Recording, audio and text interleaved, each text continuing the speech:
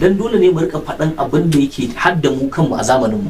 Malam Habibu ya kaura ina ji in ban manta ba ko shine ina sa ran kamar shi ne in ba na manta ba, yana ba mu labari, ya ba da labari na saurari karatunsa ne na kalla, yake ba da labarin wani abin nan a Sokoto, wani malami ya zo ya same shi ce malam, a wani alhaji mai kuɗi ne ya zo ya samu shi malam nan yake ce masa malam ina cikin damuwa.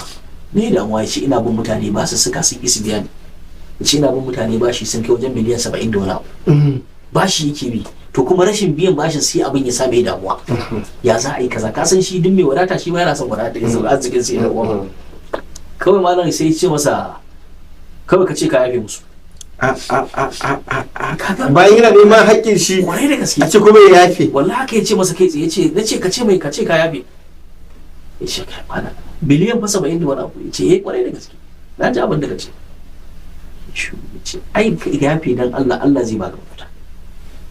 Ya shu to dai shi tsakaninsa da Allah ya zo neman shawarar malam.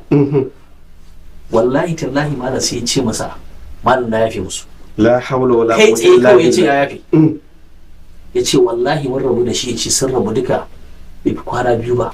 Sai ya kuma kiran sai ya ce malam wallahi sakamakon wannan abin na samu natsuwa a zuciyata, kuma yanzu haka na kira ka in maka albishir akwai wani wuri na wada na saka a kasuwa shekaru da shekaru ba a siya ba, yanzu haka an siya shi miliyan 400 da wani abu.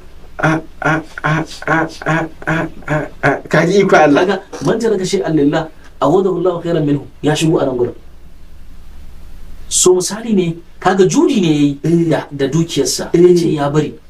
To wannan abin da kai godiya ce ga Allah subhanahu wataala, domin Allah ta'ala yana faɗa da yawa a wurare irin wa'annan cewa ka yafe wa anta afu aqrabu littaqwa, a wani kuma cewa anta afu khairul lakum.